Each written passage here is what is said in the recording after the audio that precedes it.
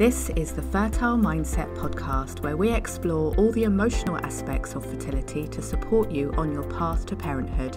My name is Sarah Holland. I'm the Fertile Mindset coach and a mother to 2 children after my own fertility challenges.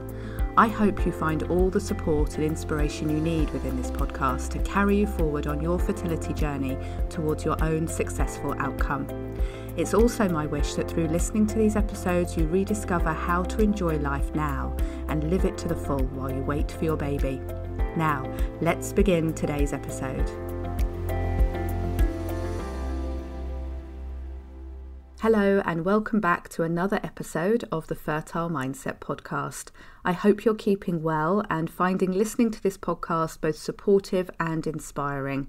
Since the launch on New Year's Day, more and more of you are listening each week, and I'd love to continue to reach more and more people. So could I ask you a small favour, please? Well, actually, it's 2 favours, if that's okay. If you are enjoying the podcast, would you please write a review on Apple Podcasts? It doesn't have to be lengthy, just a few words to share what you love about the podcast, and a 5-star rating would be amazing too. Another thing that would be super helpful is to share the Fertile Mindset podcast with others who you think would love to listen in, by sending it to friends, posting on social media, or sharing in any fertility groups you're in. Any and all of those would be amazing. Thank you so much for any reviews and shares. So let's start today's episode. Now, we know that having fertility issues can impact on every area of our lives, but there's one impact that's often quite unexpected and can be very hard to handle, and that is friendships. We're at a time in our life when the support of friends may be needed more than ever, but some friendships can change a lot or maybe even disappear completely. We were talking about this recently in my membership group, the Fertile Mindset Sanctuary, and I also asked on Instagram if anyone had experienced changes in their friendships while on their fertility journey. As more and more people contributed to the conversations, it was clear that there are many ways that friendships are impacted by fertility issues. And I know it's another thing in a long list of ways that fertility issues have changed your life. But when support is so needed at this time, it's needed more than ever. Seeing our friendships change, become more distant, or seem to end completely can be so heartbreaking. It's also a time when you may notice some positive changes in your friendships. It can be a time when you discover who your true friends are, who can be there for you and give you just the support you need. And there may be opportunities to discover new friends too. Let's talk about all of this now and see if we can find some ways to deal with changing friendships that will be helpful for you. Now, I know that even deciding to tell your friends about your fertility challenges can be a big step in itself. You may have not told anyone yet because you're nervous about their reaction, or you may have told everyone and anyone, and that was definitely me when I was facing fertility issues. I think it made it easier for me to talk about because I was already working in fertility support, and in a way it felt like an extension of talking about my work. It was my personal experience of fertility issues, but it was also teaching me so much firsthand about the reality of dealing with fertility testing, treatments, heartbreak and loss. However, you may be somewhere in the middle. Perhaps telling a few friends, people who you trust, and maybe you chose those people carefully, hoping that they would be supportive and understanding. If there's one thing we can never predict though, it's other people's actions and reactions. And when you're feeling at your most vulnerable and you're sharing such personal information, it can be a massive blow when we don't get the support we hoped in return. Friendships changing through fertility can take many forms. It may be that the support they come back with was insensitive and lacking in empathy. We've all had the groundbreaking advice that we should just relax and that would help us conceive. Or maybe going on a holiday, buying a new house, or even adopting instead would be the magic cure to all our fertility issues, because that's what they heard helped a friend, so we really should try it too. Oh, it's so infuriating to get this kind of unhelpful advice, I know. And other unexpected reactions from friends that I've both heard about and experienced myself are to minimize your situation, tell you, don't worry, you're still young, or ask you to remember that you're fit and healthy and have so much else in your life. Don't let wanting to have a baby take over your life. They may compare their situation with yours in unhelpful ways too. One that I heard when I was still waiting for my first baby was that it's so much harder when you're trying to conceive a second baby. because once you have a baby, you know how wonderful it is, and that makes it even more heartbreaking not to be able to conceive again. Yes, that really was said to me. And then if you're trying to conceive again, when you already have a child, you'll be told that you should be grateful for what you have. Really, all of this is so unhelpful, and it's denying you and your own experience. You may start to distance yourself from friends like this for your own well-being. And at the other end of the scale, you may have had friends who had no idea what to say or do in response to your news, and you felt them take a step back from your friendship. People have described it to me as being dropped or ghosted by their friends. Now, I have 3 things that I'd like to share with you to help with changing friendships and any feelings of loss or frustration you have. Firstly, please prioritise your own well-being. The very fact that I'm talking about this on the podcast today shows that it is a very common situation to be in. In fact, I would go so far as to say that most, if not all, people dealing with fertility issues have experienced changes in their friendships because of this. You are not alone in dealing with this. It's nothing you've done wrong, and it's understandable to feel devastated by how things have gone with maybe some of your closest friends. So first, take care of you. And if that means creating a bit of distance, even if that's just for a short while, then so be it. You do not have to answer a million intrusive questions about your fertility, whether you're doing it right or whether you've considered adoption. It's your business, and you get to choose if and when you share and with whom.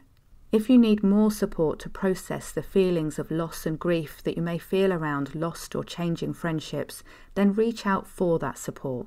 Whether that's from a trusted friend, a fertility support group, or a fertility therapist or coach like me.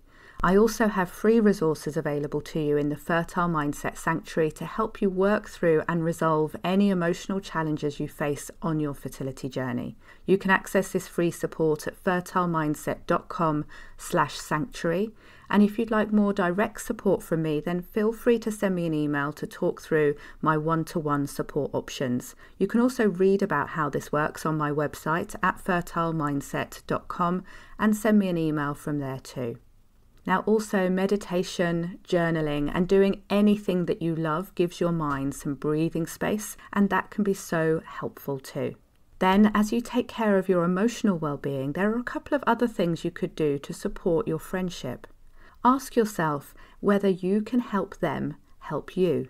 If their response is either to bombard you with questions and unwanted advice or to blank you completely, it's fair to say that they could do with some coaching on how to support a friend with fertility issues. So is there a way that you could guide them to giving you the support you need, and know that this will help them feel good about being able to give you the right support too? It may be that you can have an honest conversation with this person or write them a letter explaining what you need most from them. This could even be included within the first time you tell somebody about your fertility issues if you haven't told them already. Acknowledge where they are by saying, I know this might be all new to you and I'm finding my way through it too, so I'd love you to know that I really value our friendship and the best way you can support me right now is to... And then share what you would most like from them. Keep it simple and easy and send the message with love to your friend. Following on from this, another thing that can be so helpful is to put yourself in their place. It's said that you can't understand someone until you've walked a mile in their shoes, and that we should withhold judging someone and their actions before we truly understand what challenges they are facing, what experience they have, or lack of experience and understanding. And this can be a hard concept because we never really know where someone is coming from with what they're saying or what they're doing. We may never know exactly what is going on in their mind or in their life, so it can be hard to walk a mile in their shoes. What we can do though, and this can be especially easy to step into when we're talking about our friends, the people we love and value, is to acknowledge that right now, that person is doing their best.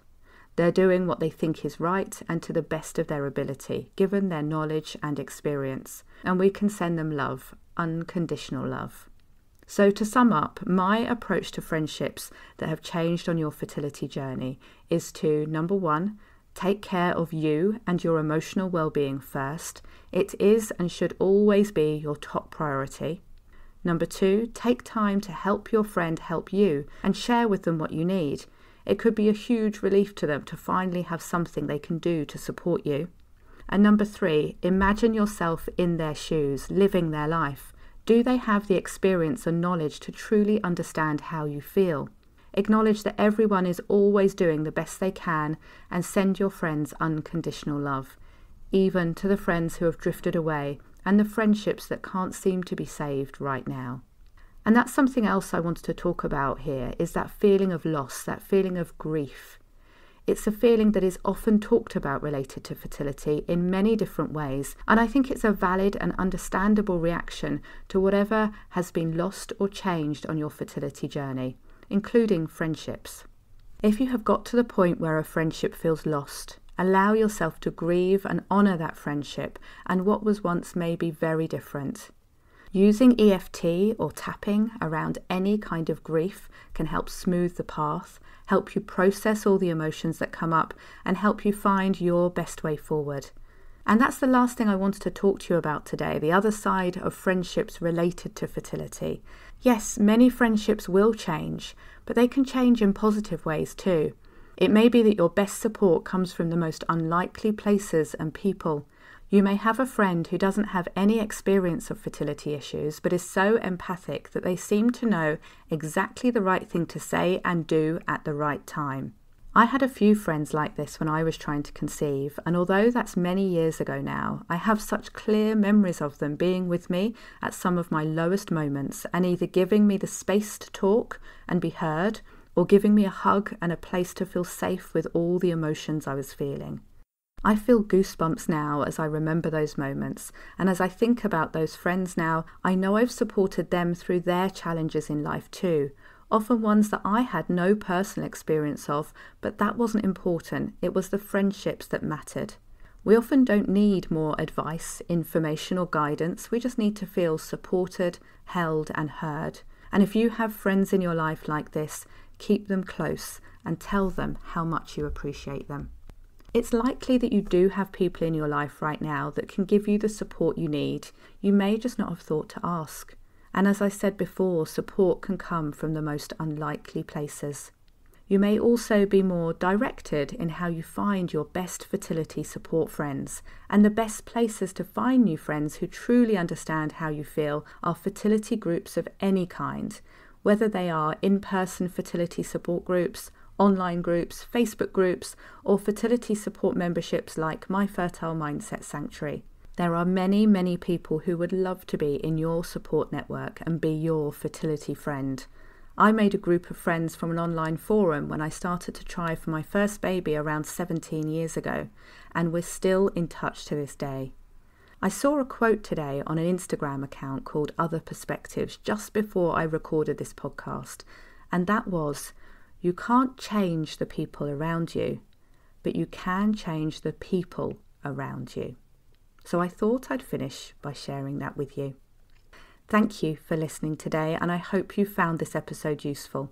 I know this journey can feel lonely at times, but the truth is you're not alone with what you're experiencing. There are many people who understand, who empathise, myself included, and my wish for you is that you have some of these special people in your life, whether they are people you already know or who you are yet to meet.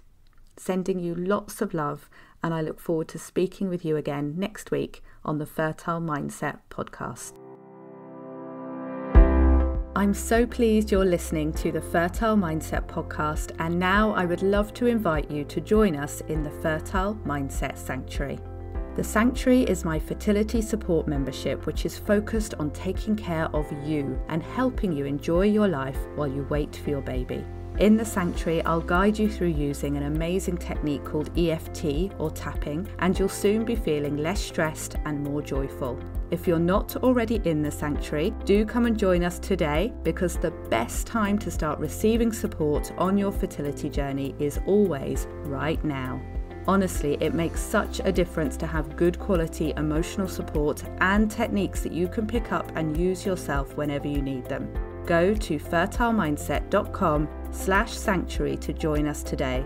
I look forward to hopefully seeing you there and at the next episode of the Fertile Mindset podcast.